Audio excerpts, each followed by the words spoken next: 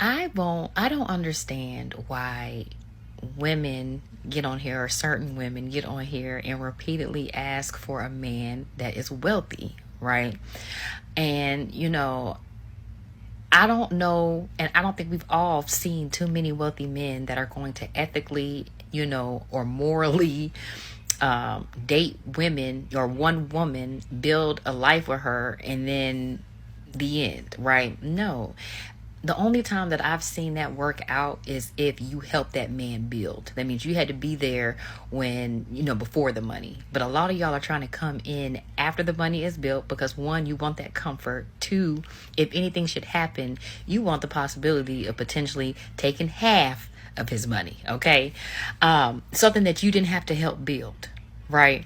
And that's what I find interesting is y'all will sit here and ask for what we see routinely. There's not a lot of loyal, wealthy men, or wealthy men that only want to be tied to one woman. A lot of them want to be free and be able to do what they want.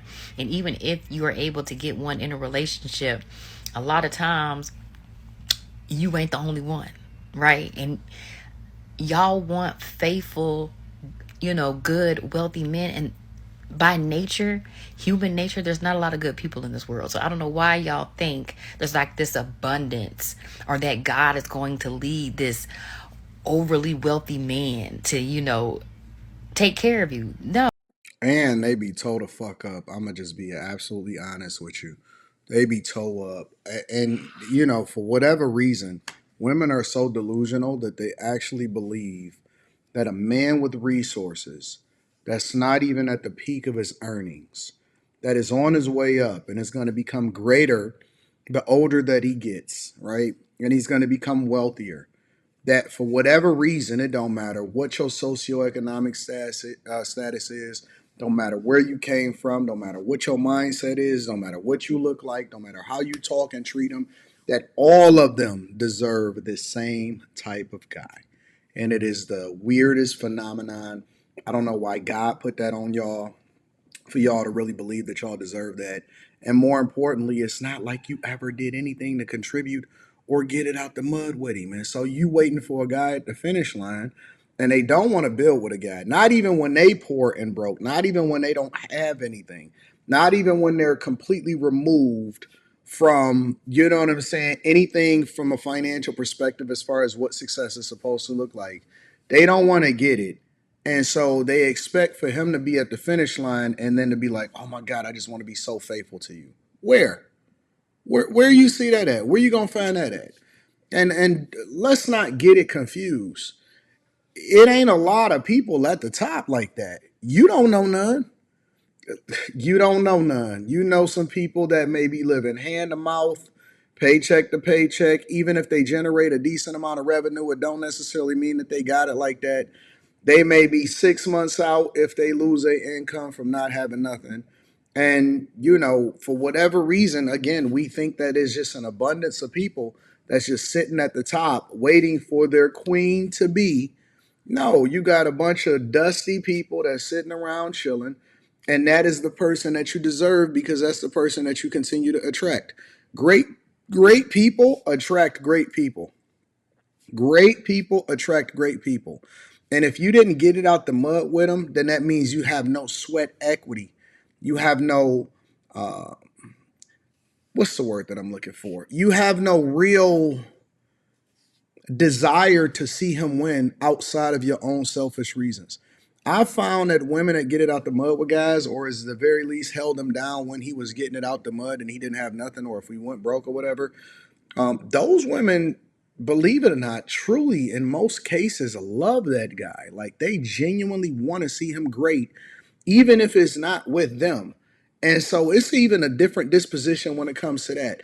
And so, guys that got it, or that found a person or found people in their life that value them, or their circle or their friend group or the person that they're in a relationship with, they are very blessed because, and that that that person truly, in most cases, have your best interests at heart. In most cases, they gonna hold you down. But the women that y'all meeting, and when you get it, And this is why I tell guys to stay on their purpose 100% of the time. It's going to be hard to find a chick that A, hasn't been dragged through the mud with her own personal choices, B, haven't been bust down like crazy, C, she overly educated, but she ain't got no money, and D, she 100% in debt, and she got a bad attitude, but she being a chameleon in front of you. Let's get back to her, and then I'm going to revisit this conversation. No, no, that's not how that works. And then, honestly, as a woman, you should not be solely dependent on a man. I just, even if a man offers that to you, you have to have something coming in. What if that man, God forbid, passes? Okay. And then you've been out the workforce for how long? I mean, you're going to have to eventually take care of the kids, even if you have beneficiary benefits. Again, I just think, especially with society now, most homes really can't thrive off of one income, and unless you do have this wealthy guy, and this wealthy guy has to want you back. A lot of these wealthy men have standards that a lot of women that want them don't even meet. Okay. And honestly, why would you want to meet them if you know that these men are not going to treat you right? Meaning, they're not going to be faithful, meaning you're not going to be the only one. They may or may not marry you, okay? And if they do marry you, you're damn sure going to be signing a prenup. So I'm just trying to understand, why do y'all Ain't no point in marrying them. What, a scallywag?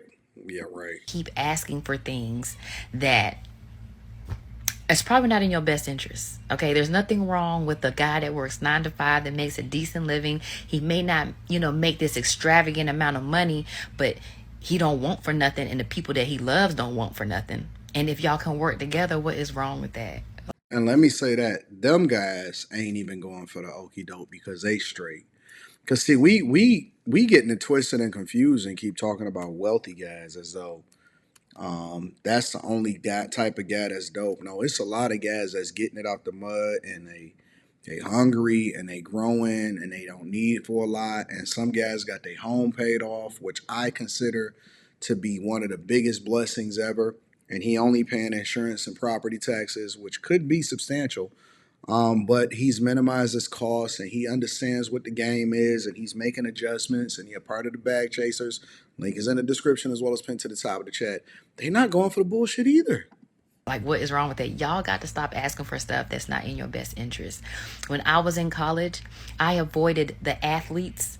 That was the main thing. I avoided the athletes and the men that were in fraternities because they were known as hoes. I hate to say it like that, but they had a lot of women.